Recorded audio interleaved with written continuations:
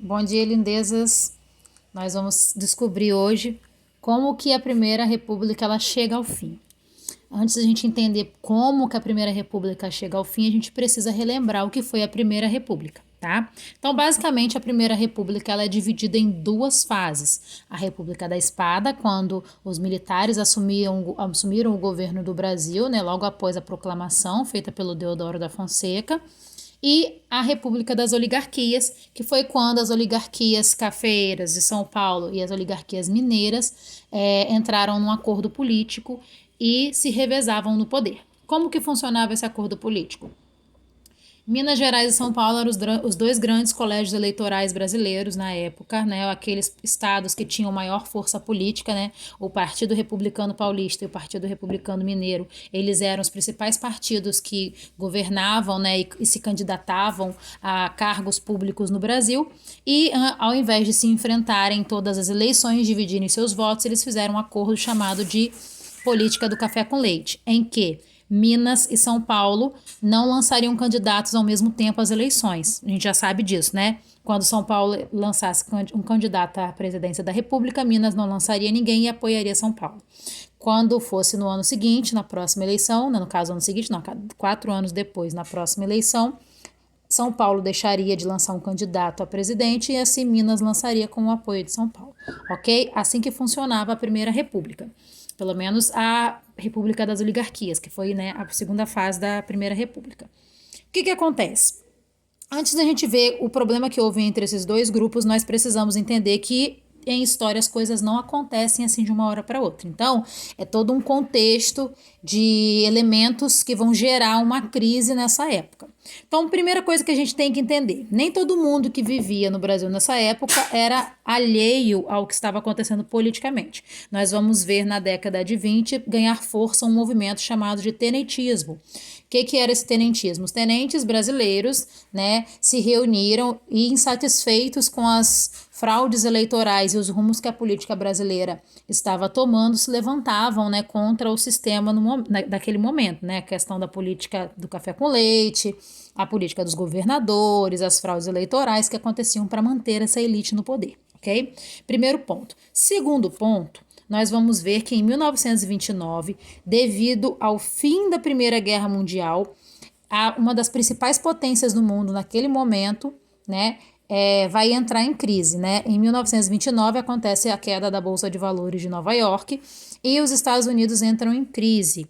Junto com os Estados Unidos, entrarão em crise também todos os países que dependiam de alguma maneira da economia americana do norte, tá? Dos estadunidenses. Nesse caso, nós estamos envolvidos. Por quê? Porque o Brasil era o grande produtor de café do mundo e o principal comprador de café brasileiro eram os Estados Unidos. Quando os Estados Unidos entram em crise, eles deixam de comprar o café brasileiro, ok? Então, nós temos dois elementos externos aí que vão contribuir para o fim da Primeira República.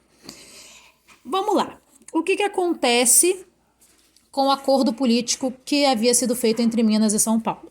Em 1930, o presidente do Brasil era o Washington Luiz. Ele era um representante de São Paulo eleito pelo Partido Republicano Paulista. Logo, na década de 30, que seriam as eleições, São Paulo seria aquele que lançaria o candidato e teria o apoio dos paulistas, certo? Só que o que acontece? O Washington Luiz, ao invés de apoiar um candidato mineiro, como havia sido acordado entre eles, em 1930 ele se recusa a apoiar os mineiros e lança Júlio Prestes como candidato à presidência do Brasil, ok? Isso obviamente vai deixar os mineiros muito aborrecidos e aí começa um conflito político entre essas duas elites, né? Mineira e paulista, beleza? Então vamos lá.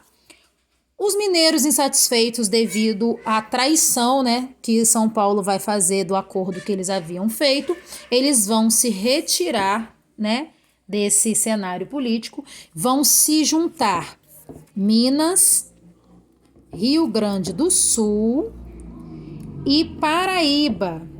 Esses 3 estados vão se unir e formar a chamada Aliança Liberal. Esses 3 estados se unem, juntam forças para enfrentar São Paulo nas eleições de 30 e lançam para concorrer com Júlio Prestes Getúlio Vargas. Então, Getúlio Vargas é lançado candidato pela Aliança Liberal e Júlio Prestes é lançado candidato pelo Partido Republicano Paulista, ok?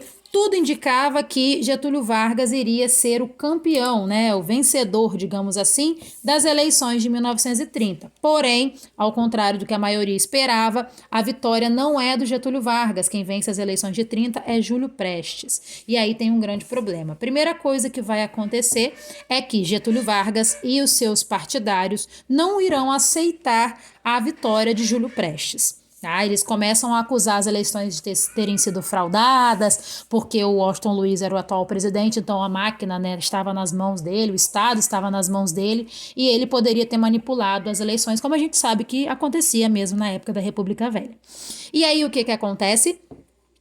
Essas acusações, elas vão tornar a posse, digamos assim, de Júlio Prestes um pouco difícil, e acontece um outro evento na década de 30, né, após o final das eleições e a vitória de Júlio Prestes, para poder piorar essa situação. Em julho de 1930, é assassinado o candidato, né, a vice-presidente da chapa de Getúlio Vargas, que era o João Pessoa. Paraibano João Pessoa, ele é assassinado, e aí esse vai ser meio que o estopim para que um golpe aconteça. Então, militares, né, a Marinha Brasileira, junto com os militares brasileiros, eles vão dar um golpe de Estado, retirar o Washington Luiz do poder, impedindo assim que ele passasse a faixa presidencial para Júlio Prestes, o vencedor. Vai formar-se uma junta militar provisória, até que essa junta militar, no ano ainda de 1930, passa a faixa presidencial para Getúlio Vargas, e assim ele se torna o presidente do Brasil de forma provisória inicialmente, ok? Então, desta maneira está chegada ao fim, né, a Primeira República no Brasil, e inicia-se a chamada Era Vargas.